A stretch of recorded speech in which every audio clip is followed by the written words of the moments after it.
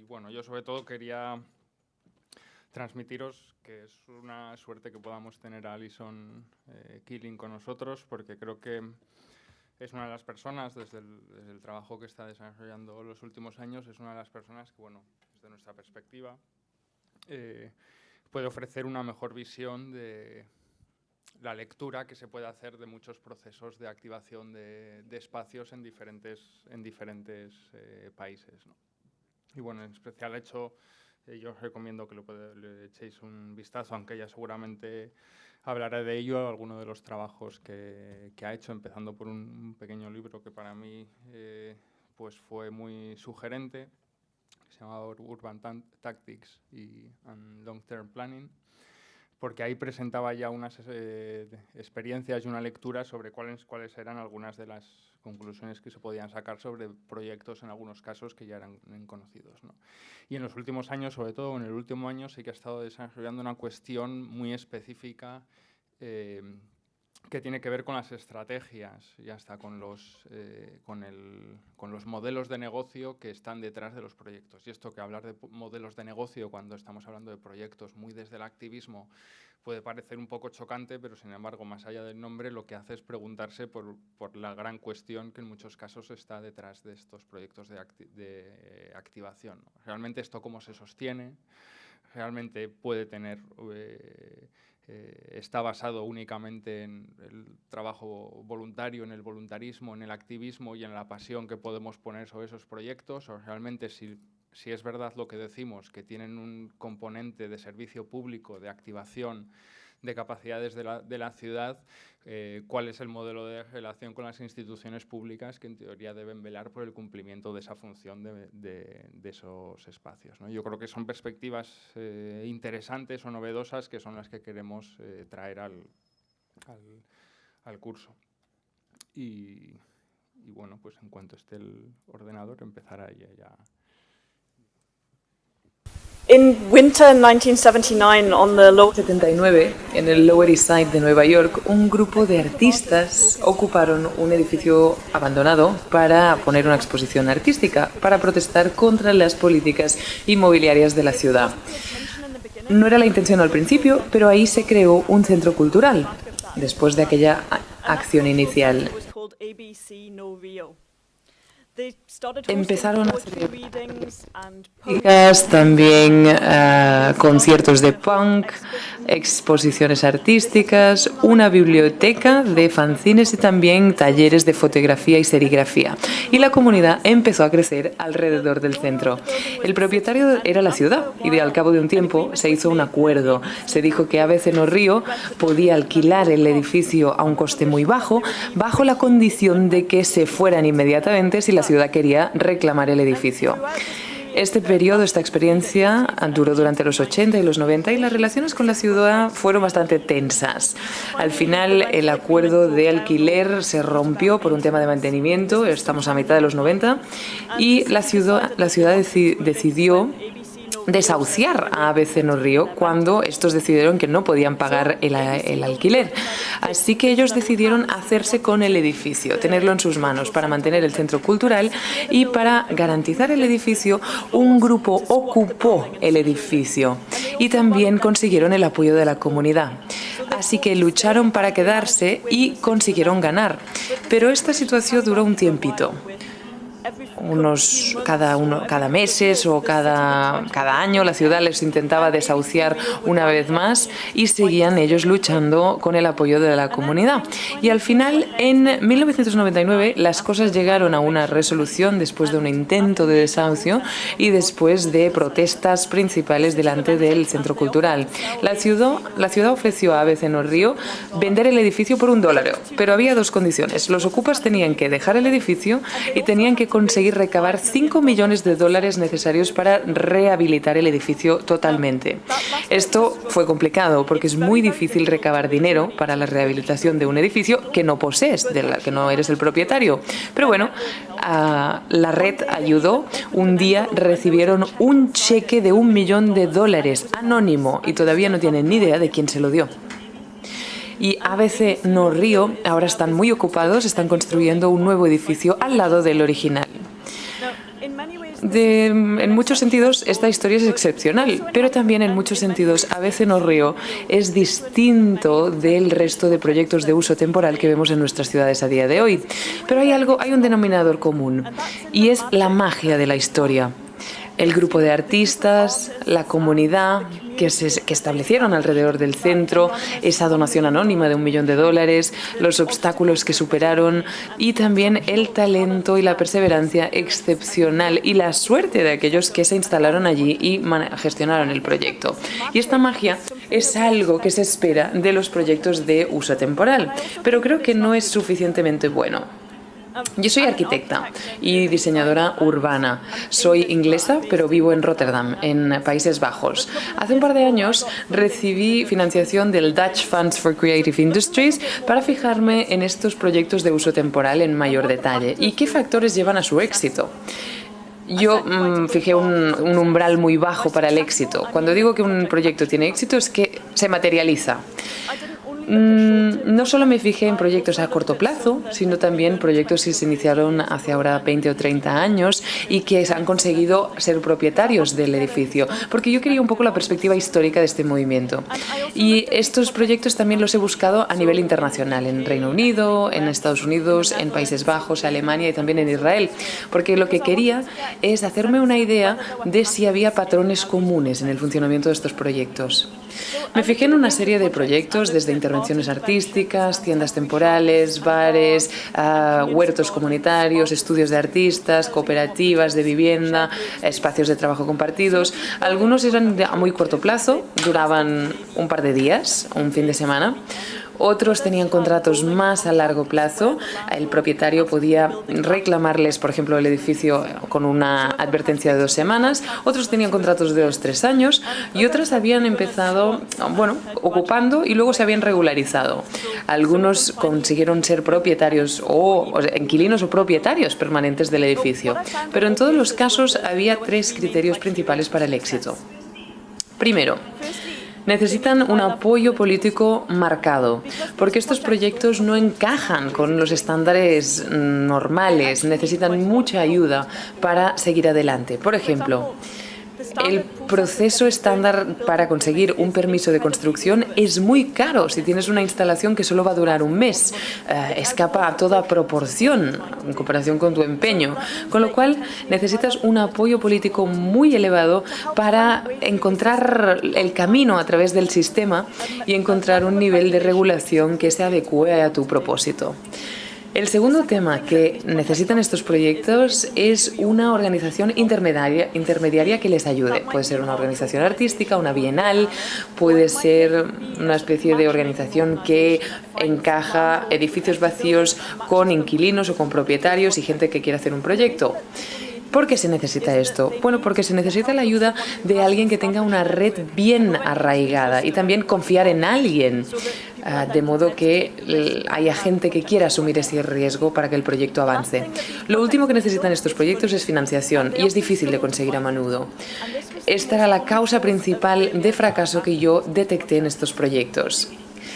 La financiación es un tema complicado. Los proyectos no comerciales que examiné son proyectos comunitarios, culturales y tienen muchas cosas en común con los proyectos artísticos, que seguramente todos conocéis. La gente suele pensar que los artistas no tienen que estar remunerados, que lo hacen por amor al arte, nunca mejor dicho.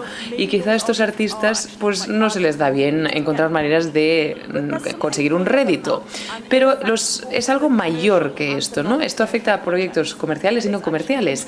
Es el tema de la inversión y cómo nos fijamos en los modelos de inversión en los proyectos de uso temporal.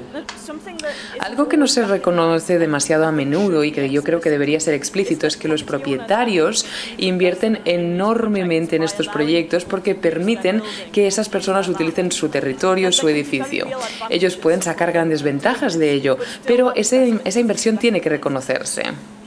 Otro tema que tiene que reconocerse y que se pasa por alto a menudo es que hay que hacer una inversión en ese edificio o territorio para utilizarlo para tu proyecto. Mucha gente no se da cuenta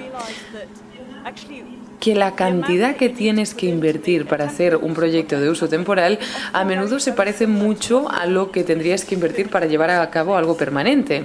La inversión que necesitas es desproporcionada si la comparas con el proyecto. ¿Qué significa esto? Bueno, que necesitas el edificio durante un tiempo suficiente para que luego tengas un retorno del dinero y el esfuerzo invertido y para que sea utilizable ese espacio. Aunque esto signifique que tengas tiempo para que tu inversión se deprecie, pero tienes que hacerlo durar suficiente como para que tu dinero y tiempo haya valido la pena. A mí, a este fondo de industrias creativas holandés me dio otra financiación y busqué los modelos de financiación de estos proyectos de uso temporal.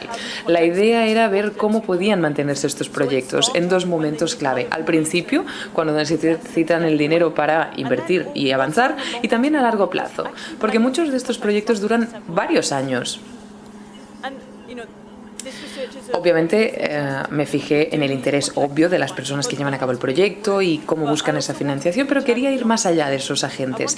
Quería fijarme en los municipios, los desarrolladores de proyectos, los diseñadores urbanos, que son un poco el alma de estos proyectos y que quieren rellenar esos edificios y quieren encajar proyectos de uso temporal en sus estrategias. Y yo quería que ellos encargaran estos proyectos mejor.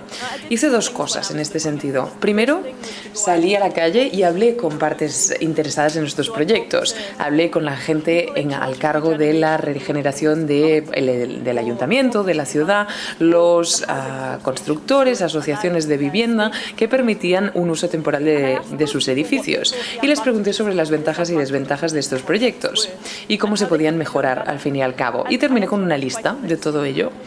En segundo lugar, hablé con las personas que realmente llevan estos proyectos y les pregunté por su historia.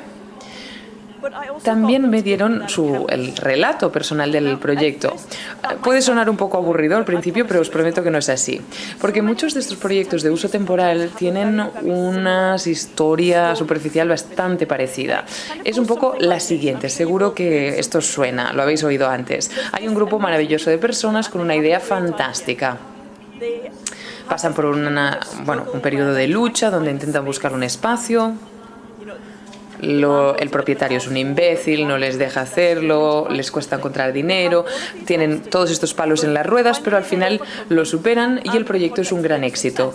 Y entonces se hace un montón de fotografías de niños sonrientes en la puesta de sol. Todos hemos oído esta historia antes, ¿no?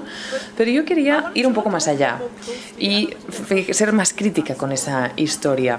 ¿Qué quería yo? Bueno, descubrir qué pasaba entre bambalinas y por qué. Y el relato de estas personas te dejan examinarlo, porque en su relato ves la historia de todos los retos, todos los fracasos y todos los éxitos de estos proyectos. Si somos capaces de entender cómo funcionan estos proyectos, encontraremos mejores maneras de apoyarlos. Así que cogí esos relatos y los convertí en infografías visuales que enseñaban cosas como el tiempo necesario que hay que pasar en el proyecto en cada fase, el dinero necesario en cada momento del proyecto y cómo encaja la cosa cuando reciben dinero, de dónde viene ese dinero, etcétera. Plasmándolo de forma gráfica y visual podía enseñar mucho mejor el funcionamiento de estos proyectos y además acompañé las infografías con los relatos de estas personas y entonces podemos entender mejor cómo se desarrolló ese proyecto y nos llevamos más bien una perspectiva general del fenómeno. Y también puedes ver dónde están los riesgos en ese proyecto y cómo mitigar aquellos que puedes mitigar, a la vez que puedes detectar oportunidades sin duda. Me gustaría enseñaros un par de proyectos más y enseñaros lo que yo he sacado de estos relatos, de estas historias. Pero lo primero que querría hacer es enseñaros la situación ideal, a mi parecer. Os lo enseñaré en dos sentidos. La cantidad de trabajo que hay que hacer en cada fase y también el dinero que entra y sale. Antes de poneros con cualquier proyecto, hay que investigar. En ese momento no hay dinero real y no necesitas gran cantidad de dinero para los gastos, pero sí que necesitas tiempo, desarrollar la idea, encontrar un espacio, conseguir un acuerdo, un contrato para utilizar el espacio, encontrar financiación y también comunicarte con la comunidad local para descubrir qué quieren y que estén de tu lado. Y luego está la fase de arranque. Aquí hay mucho trabajo y dinero necesario. Esta primera fase es la gran inversión que necesita el proyecto al principio y puede ser pues para muchas cosas, para pintar el edificio, porque necesitas rehabilitar el sistema eléctrico o el acceso a Internet, pero también temas menos tangibles como hacer una página web para el proyecto, imprimir pósters, panfletos, también conseguir stock para el bar, para la tienda, y aquí necesitarás la ayuda de más gente y aumenta el gasto. Y el tiempo que tú empleas en el proyecto también llega a su máximo, porque obviamente tienes que arrancarlo bien. La última parte es cuando ya estás gestionando el proyecto, la cosa se estabiliza, los gastos son más o menos los mismos, las generales para cada mes, porque pagas más o menos lo mismo para calefacción, luz, etcétera, y la cosa es más predecible. Con lo cual, con esta situación ideal en mente, me gustaría contaros la historia de otro proyecto que examiné, que es el Canning Town Caravanserai, en el este de Londres. En el año 2011, el barrio de Newham, que es el barrio de Londres donde está el Caravanserai, hicieron un concurso llamado Meanwhile London. Tenían 4 espacios que eran los antiguos astilleros de Londres y ahí estaban vacíos y querían desarrollar algo. El barrio buscaba grupos que quisieran ocupar ese espacio de forma temporal y hacer algo interesante. Así que los candidatos en el concurso tuvieron que presentar una propuesta para uno de los espacios y entonces el ganador se llevaría ese espacio durante 2 a 5 años. El Canning Town Caravanserai, que es este proyecto, ganó uno de los espacios. El equipo era bastante grande, eran artistas, arquitectos, diseñadores, arquitectos paisajísticos, etc. Y su propuesta era básicamente mezclar actividades a pequeña escala en el espacio. Querían, por ejemplo, un huerto comunitario y un patio, pero también pues espacios de trabajo para gente autóctona del barrio. Estos espacios de trabajo también podían tener una parte de tienda para vender sus productos. Y bueno, las tiendas pagarían un pequeño alquiler y esto financiaría a su vez el proyecto. Pero esta no era la estrategia de financiación principal. Había también un edificio, una vivienda muy antigua en el espacio y querían convertirla en un hotel para que financiara el proyecto. De hecho, esta estrategia de financiación fue la que fue equivocada. Aquí la cosa empezó a irse al garete porque el bloque de edificios quedó derruido y también el gas, la electricidad y el agua no estaban conectadas ahí en esa parcela. A su vez, el equipo recibió una factura de 2.000 libras esterlinas para el tema de permisos de planificación urbanística. Y en ese momento el proyecto encalló y el equipo se desmoronó porque no podían llevar a cabo el proyecto con esas condiciones. Una empresa de arquitectos llamados Ash Sakula, que estaban en el proyecto desde el principio, decidieron que ellos lo asumirían. Rediseñaron el espacio, repensaron el modelo de negocio y pagaron esa factura de 2.000 libras. Y poco a poco el proyecto empezó a revivir. El espacio del Caravanserai es bastante grande, 2 hectáreas aproximadamente, como 2 campos de fútbol. Y no se podía desarrollar todo a la vez, porque la financiación no daba.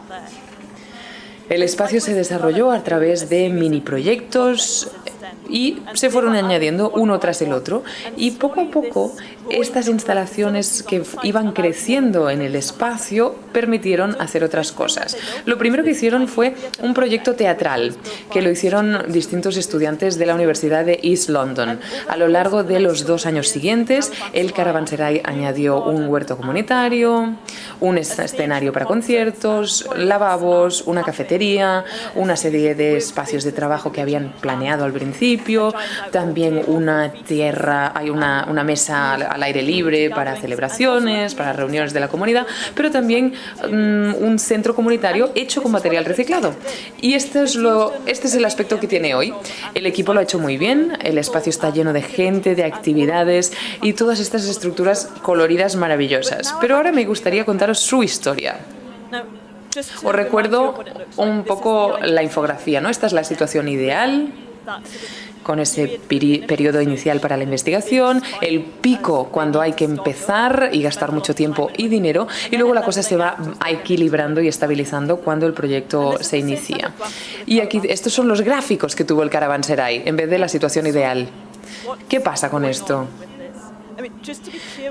¿Qué os estoy enseñando aquí? Estos gráficos van desde que Ash Sakula se hizo con el proyecto, cuando el concurso ya lo habían ganado y el equipo se había desmoronado, y hasta mitad de 2013. Este es el periodo temporal que cubre. Hubo un largo periodo de investigación y desarrollo inicial, hicieron el de rediseño y pidieron el permiso de planificación e intentaron establecer vínculos con la comunidad local y pidieron financiación. Después de esta fase de desarrollo bastante larga y estable, tuvieron que realmente empezar a trabajar y ponerse manos a la obra. ¿Qué quiero ver aquí? Por ejemplo, la línea gris en el gráfico de arriba y luego está el gráfico temporal abajo. Esta serie de picos que vemos son los momentos en los que estaban construyendo el teatro, la cafetería, los lavabos y el centro comunitario. Y cada uno de estos picos es un proyecto de construcción distinto, porque cuando gastas mucho dinero, por ejemplo, en la compra de materiales y trabajas mucho para que la construcción avance. Si nos fijamos en la línea azul arriba, en el gráfico de arriba, esa es la cantidad de dinero que tenían en el banco en cada momento. Y como veis, va hacia arriba. Cuando se dispara hacia arriba es cuando les dieron una pequeña beca, una financiación para financiar aquello que estaban haciendo. Ash Sakula, de hecho, fue muy generoso en este proceso. Kani Ash, que es uno de los socios de la empresa de arquitectos, pues dedicó mucho tiempo al proyecto y también contrataron a gente a tiempo parcial para gestionar el proyecto. Lo hicieron porque, aunque era un proyecto difícil que exigía mucho, ellos creían en el Caravanserai como experimento en el espacio público y lo vieron como un proyecto de investigación para su compañía. Pero queda claro en este gráfico que no fue un proceso precisamente que fuera un camino de rosas. Tuvieron una especie de situación de callejón sin salida. El Caravanserai necesitaba una serie de edificios que había que construir en la parcela antes de que las actividades pudieran iniciarse y de generar ingresos, pero no recibían la financiación para construir, con lo cual era un pez que se mordía la cola. Esto significaba que cuando recibían una beca, una financiación, la actividad se disparaba, construían algo, pero entonces aquello se ralentizaba porque el equipo tenía que organizar el paso siguiente, encontrar más financiación y descubrir cómo narices iban a seguir avanzando, encontrar a las personas que tenían que participar en la siguiente fase del proyecto. Luego recibían un poco más de financiación, reiniciaban las obras y se ralentizaba una vez más. Y esto fue así durante 1 año y medio. Todo este tiempo, obviamente, había actividades también en la parcela, y esto es gracias al talento y la perseverancia increíbles del equipo del Caravanserai. Pero si nos fijamos en este gráfico, básicamente lo que vemos es la dificultad que tuvieron que enfrentar y lo duro que tuvieron que trabajar, y quizá no tendrían que haber trabajado tanto. Quizá podrían haber recibido más apoyo desde el principio. También me da la sensación de que el proyecto recibía simplemente el dinero suficiente para sobrevivir y para seguir adelante, pero nunca suficiente financiación para florecer y alcanzar su máximo potencial. Y yo creo que en gran medida eso se debe a que no estaban las bases sentadas. No había claridad, por ejemplo, sobre el acuerdo sobre la parcela, y no pudieron planificar bien ni encontrar la financiación necesaria.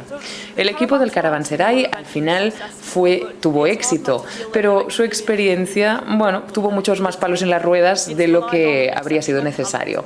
Dependió del talento y la perseverancia. Y me gustaría preguntaros, ¿cuán viables son los proyectos de uso temporal si esto es lo que les pedimos, ¿no? ¿Y cuán sostenibles son estos proyectos? Y quizás lo que es más importante, ¿a quién estamos excluyendo del proyecto si les pedimos que funcionen así, a este tipo de proyectos? Me gustaría ahora volver a los gráficos de la situación ideal. Y me gustaría fijarnos en cómo podemos hacer que más proyectos encajen con estos gráficos. Estas son las buenas prácticas que he descubierto. Entonces, la fase de investigación es muy importante para iniciar el proyecto y que todo vaya encajando. Y yo he visto que esto se hace de dos maneras. O bien lo hacen los fundadores del proyecto, aquellas personas que realmente son el alma del proyecto, y en algunos casos lo hace una organización intermediaria. Alguien que está intentando buscar un inquilino temporal para una serie de parcelas o de edificios. Uno de los mejores ejemplos que yo he visto en esta fase de investigación es en un proyecto llamado el Leeszaal de Rotterdam, que significa sala de lectura. Es una especie de biblioteca comunitaria que establecieron dos activistas sociales y también investigadores en ciencias sociales llamados Maurice Specht y Joke van der Zwart. Ellos tienen muchísima experiencia en el trabajar en estos proyectos y tienen también una red local muy firme, muy sólida. ¿Qué hicieron? Pues el verano antes de establecer la sala de lectura, fueron a muchos grupos de la comunidad local, se reunieron con ellos y les preguntaron, ¿esta biblioteca comunitaria es algo que os gustaría? Y la gente dijo que sí, obviamente. Y entonces dijeron, de acuerdo, si esto es algo que queréis, ¿qué estáis dispuestos a hacer para que esto se materialice?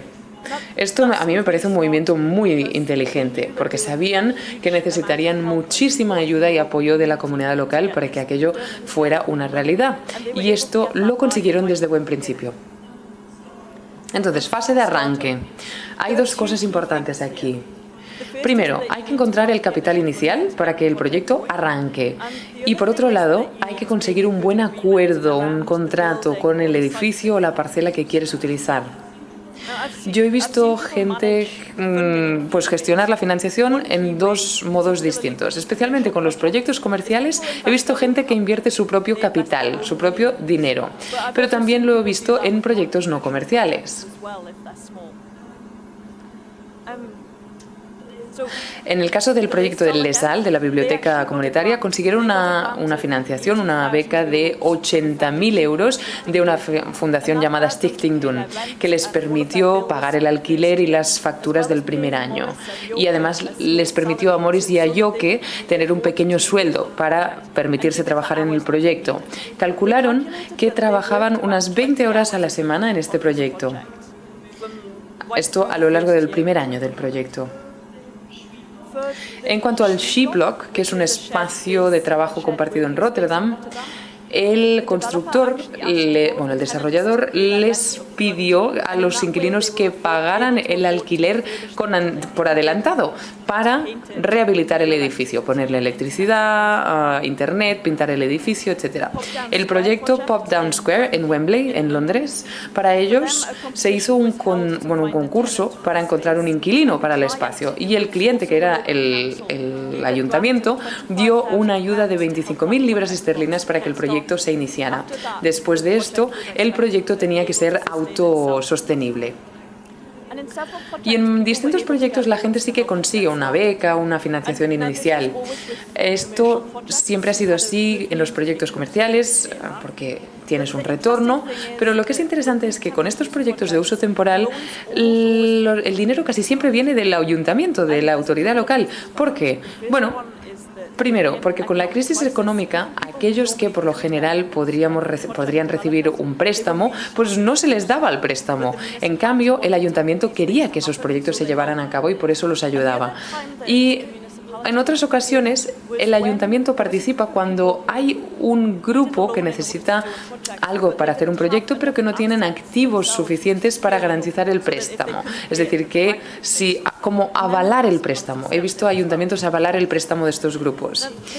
En esta fase, otra cosa importante es el contrato para el uso del edificio o la parcela. Aquí lo más importante sobre estos acuerdos o contratos es que haya claridad, qué se ofrece, en qué condiciones y para cuánto tiempo, y que esto no se cambie a medio camino. Que sorprendentemente es algo que sucede bastante, estos cambios inesperados. Esta estabilidad es necesaria para la planificación. Necesitas saber cuánto tiempo tienes ese espacio, en qué condiciones. Esto es crucial para poder planificar, para poder invertir a un nivel que esté bien en el edificio y en el proyecto y saber que esa inversión va a tener un retorno, que se va a depreciar, que va a valer la pena el tiempo y el esfuerzo dedicados. Esto suena muy obvio, ¿verdad? Que necesitas acuerdos, contratos claros y estables, pero no es así en la realidad. Muchos de los edificios y parcelas que vemos que se utilizan para proyectos de uso temporal están vacíos porque la economía es impredecible, incierta. Los propietarios lo que quieren es un rendimiento a tasa comercial o quieren recalificar el espacio, con lo cual para ellos tener un contrato según el cual un inquilino puede ser desahuciado o echado con una advertencia de 2 semanas es muy atractivo. El problema con este nivel de incertidumbre es que obviamente muchos proyectos no pueden hacerse y además hay que invertir para rehabilitar el edificio, la parcela. Yo he encontrado un par de maneras de sortearlo esto. El Urban Resort es un constructor de Ámsterdam que fija espacios de trabajo a un precio asequible para gente del sector creativo. Esto lo hicieron en el edificio Volkskrant, tuvieron que invertir €500.000 para que el edificio fuera habitable, tuvieron que poner pues agua, electricidad, gas de nuevo y muchos de los inquilinos querían cosas muy especiales, como por ejemplo estudios de música aislados, porque eran músicos y querían pues practicar o grabar. Todo esto tuvo que construirse. Si vais a rehabilitar un edificio a un estándar básico, una regla de oro es que necesitas que ese edificio esté en tus manos por lo menos 5 años para que valga la pena. Los clientes del Urban Resort o del edificio Volkskrant esto no les convencía y entonces se pensó que Urban Resort podía tener el edificio durante 5 años, pero si el propietario quería reclamar el edificio antes de esos 5 años, tenía que pagarle a Urban Resort la proporción del dinero que habían invertido. Y esto ayudó a resolver el problema de la incertidumbre para todo el mundo. Urban Resort pudo utilizar el edificio y el propietario podía reclamarlo si lo necesitaba. Pero esto realmente nos deja abierta la pregunta de ¿qué pasa con estos contratos, ¿no? Cuándo son adecuados, cuándo son útiles, el tipo de contrato donde el propietario te puede avisar con 2 semanas de que necesita el edificio. Este es el modelo que se utiliza muy a menudo en estos proyectos. Funciona muy bien para mucha gente, pero creo que hay un par de términos y condiciones que hay que cumplir para que sea una propuesta aceptable. La primera, tiene que haber una cantidad relativamente baja de capital necesario para utilizar el espacio. Funciona bien si solo necesitas el espacio durante un periodo corto de tiempo o si puedes trasladarte rápidamente si el propietario te lo reclama, o bien porque no tienes muchas cosas allí o bien porque hay alternativas, espacios alternativos a un precio asequible al que te puedes trasladar si es necesario. Hablemos ahora del largo plazo. Es ahí donde las cosas se van complicando un poco más y es ahí donde los proyectos comerciales y no comerciales realmente no se parecen.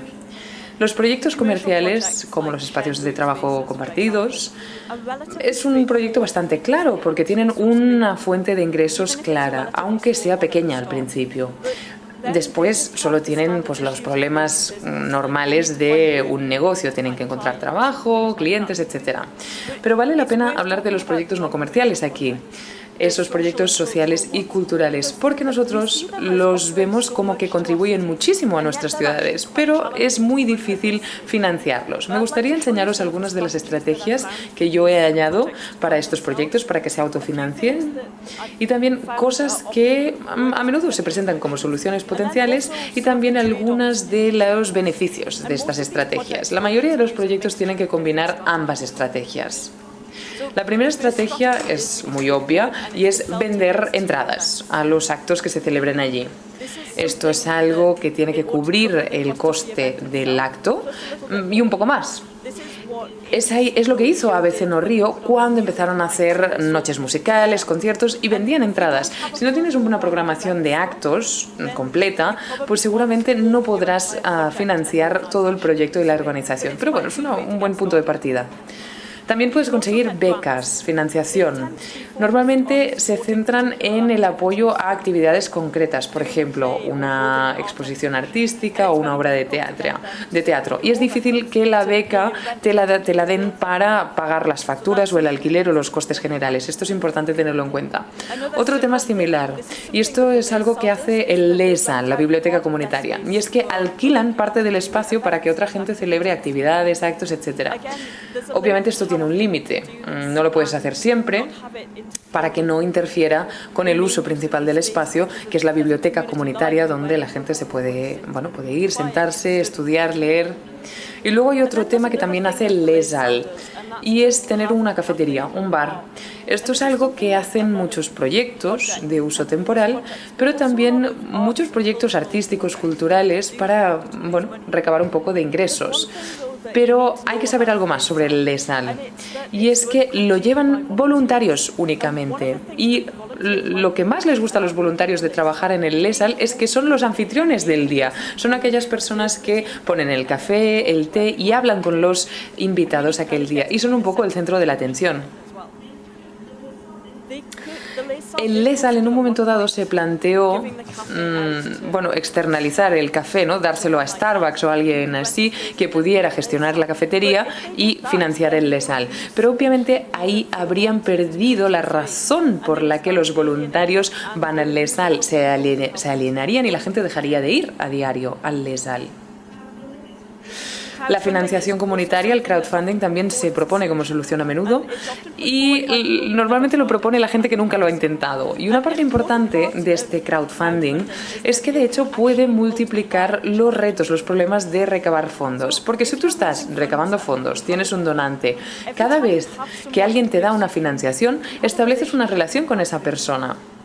Porque tienes que decirle cómo va el proyecto y cómo gastas ese dinero. Y esto puede ser mucho trabajo. Imaginaros cómo se multiplica esto si en vez de un financiador tienes 500 con los que tienes que hablar. Es realmente mucho trabajo. Y por otro lado, obviamente esto es en el caso de que encuentres a 500 financiadores. Es muy difícil, de hecho, pasar del grupo inicial de familia y amigos a un grupo que vaya más allá y que estén dispuestos a apoyarte. Los subsidios cruzados también pueden ser, para actividades menos rentables, es decir, por ejemplo, el Urban Resort lo hace en Ámsterdam, ¿no? Pues según el inquilino le cobran más o menos de alquiler, básicamente lo hacen así. Y ahí los inquilinos se pueden subsidiar los unos a los otros. Pero aquí necesitas un proyecto bastante grande para que esto funcione. Y por último, y quizá es el que menos se tiene en cuenta, y es el subsidio que el propietario del edificio lo proporciona cuando da el edificio a un alquiler bajo. Esto puede beneficiar a estos proyectos de uso temporal.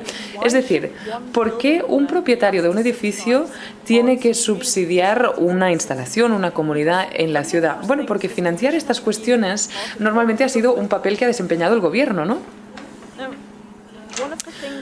Algo que yo hice muy al principio de esta investigación es intentar descubrir quién ponía qué en estos proyectos de uso temporal y quién sacaba qué del proyecto. Yo quería intentar entender cómo se equilibraban esas dos partes y me fijé en ello en toda una serie de partes implicadas: el gobierno, el inquilino, el propietario, los intermediarios y otras partes comerciales, así como los vecinos y los negocios locales que no estaban tan directamente involucrados.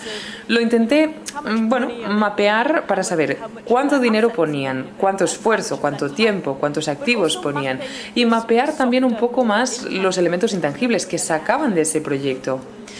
Para los propietarios del edificio, pues puede ser el hecho de que un uso temporal en su espacio puede demostrar que su espacio es viable y entonces encontrar un inquilino comercial.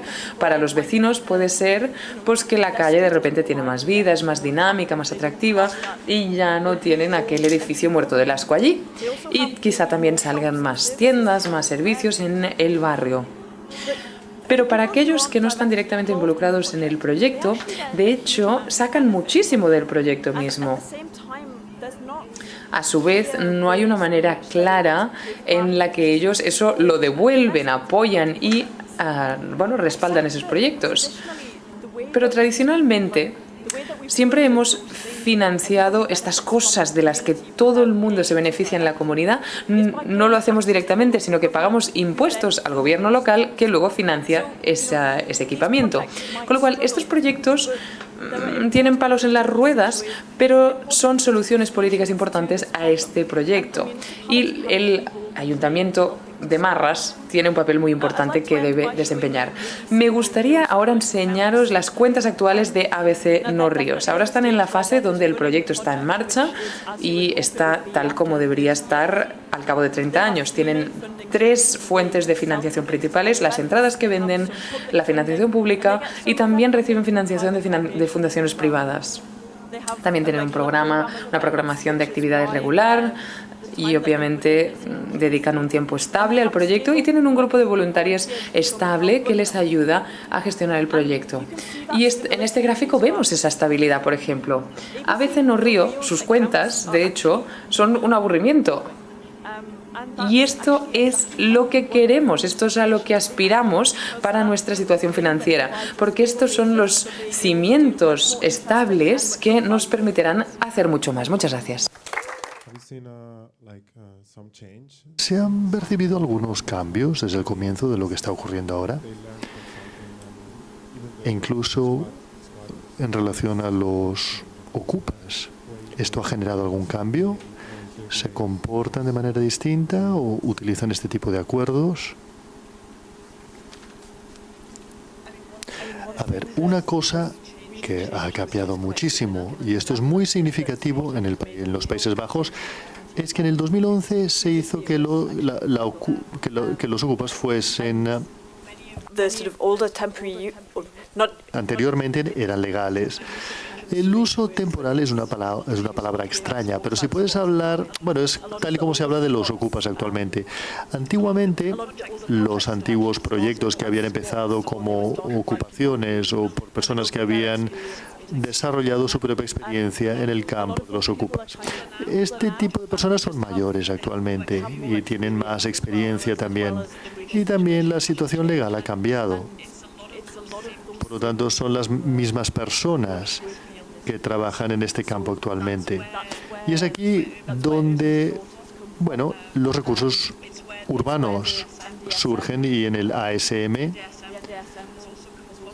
también viene de aquí, viene de ese mismo mundo. Realmente existe un movimiento hacia la profesionalización y también empezar a desarrollar mejores modelos financieros, de manera que la gente que está implicada en todo esto, de hecho, sean pagados. Hay un menor compromiso actualmente. A ver, muchos de los ideales de ocupas que antes, bueno, decían, podemos trabajar gratuitamente porque podemos vivir gratuitamente. La gente actualmente pues obtienen una licencia por un edificio vacío y lo alquilan en pequeñas porciones y así ganan ingresos. O sea que las cosas se han financiarizado muchísimo más, considero yo. Que tu presentación y tu trabajo y tu investigación está muy concentrada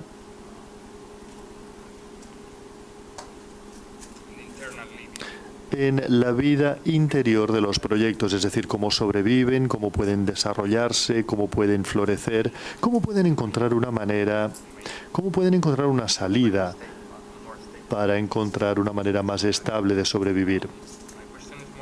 Mi pregunta es más sobre, a ver, en tu investigación has buscado, me preguntaba si has buscado el enfoque de las autoridades públicas para que entiendan estos proyectos. Yo creo que forma parte, digamos, inherente de la misma cara de la moneda, ¿no? Es decir, personas que intentan activar algunos espacios, algunos edificios, pero al final, digamos, la parte fundamental de la ecuación es cómo las autoridades públicas tienen que reaprender de nuevo el modo de abordar este tipo de proyectos. ¿Ha formado esto parte de tu proyecto de investigación? Sí, claro.